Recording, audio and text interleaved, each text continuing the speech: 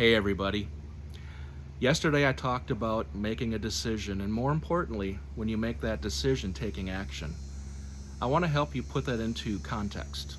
And if you'll indulge me for a moment, I'm going to tell you a personal story and take you back a few years. So my wife and I were 20-year-old kids and we're engaged to be married. And I always had this vision of a 4-level split home.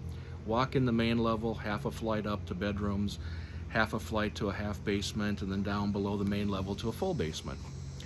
And I always wanted to build a house like that. And I thought it was a pretty neat concept. And so one day I'm doing some laundry and I'm sitting talking with my mother, and she says, you know, you and Susan need to start looking at apartments and try to find out where you want to live. And I said, well, I'm not going to live in an apartment. I'm going to build or buy a house. And she says, well, you can't afford that. Now, she didn't mean that in a bad way. This was back when interest rates were running 15% for home loans. That's true, 15%. And between the two of us, we made about $26,000 a year. So that Saturday we went for a drive. We left the confines of the suburbs and we drove about 15 miles out into the country. And Susan said, where are we going? And I said, I want to see if there's any small towns out here building houses. And the first town we came to was about 1,000 people. And sure enough, there was one street where the utilities and the lights were in, the curb and the water was in. And it had room for 14 homes, and there was 2 being built. So there were 12 lots available. And I walked up to a guy that was walking out of a house, throwing tools into a truck, and I said, I'd like to talk to the person that builds homes here. I'm interested in doing that. And he looked at me, and I know his look was, you look like you're in high school. But he said, well, that's me. My name's Ken, but you'll have to talk to my realtor and find out more about getting approved and such to build a house. So we went back to his office, we met with his realtor, his name was Ron, and over the next few weeks, Susan and I gave them all the information of what we made and all of our bills and such, and we had a follow-up meeting about 3 weeks later, and we sat down and he laid out for us all the homes he builds. They started at $55,000, just a basic 2-bedroom, 1-bath house, no garage, up to a 4-level split, which was $79,900.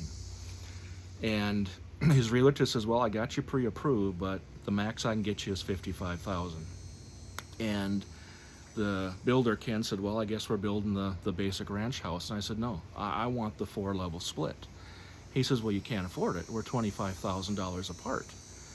And I looked at him and I'm thinking quick on my feet because that was my strong desire. I wanted that house.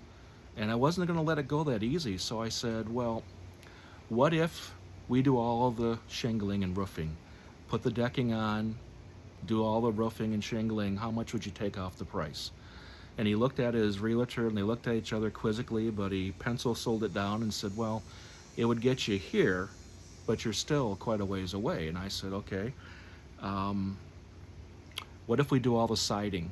We put all the siding on the house and take care of all that. Frees your guys up to work on the other homes that are coming online. So he pencil sold that down and said, well, we're still off the mark. We're not there yet. I said, okay, what if we do all the painting and staining inside the house? All the baseboards will stain, we'll paint the house, all the rooms inside and outside. How much will you take off there? And he kind of laughed. He says, that's the one thing my guys hate. So they'll be happy to have you do that. So he pencil sold it down and says, you know, we're close, but we're not quite there. And I said, well, you also said that the home comes with a full yard of sod, that you'll bring in all the grass and rolls and lay it out. I said, I'll lay all the sod. And he wrote down and penciled it out again and said, well, if you do all those things, we'll get you just under $55,000 in price. And I said, that's the house we're going to build. So we did. So 3 months prior to our wedding, every evening after work, we drove up, and it was about an hour's drive to get there. Went up there and put shingles on the roof, spent weekends up there with friends and family that volunteered to help. We did the siding, we did all the painting and staining. When the sod came in, we laid it out, and just a couple weeks after our wedding, we closed on the house and moved in, and we never lived in an apartment. Started off in a home and have always been in a home. That's a perfect example of where your wants turn into an intense desire And when that intense desire gets fed out to the universe, you get on the right vibration and the right frequency with your goal, and then it happens. I didn't give up on it. I could have very easily went, oh well, I guess we're just building that one house, then that's all we can afford. I had an intense desire for the particular home I wanted. So did Susan. And we made that happen. You can make your dreams happen, but you gotta make a decision. It's gotta be an irrevocable, non-binding decision. It has to be that decision. And then you have to take action. And we took action and we made our dream come true. And we started off our life as now 21-year-old newlyweds living in a home. And I never forget the day we closed on it. The closer looked at us, he looked at our driver's license, he looked back, he goes, I've never closed a house before with two kids that have just turned 21. I was proud of that because we made it happen.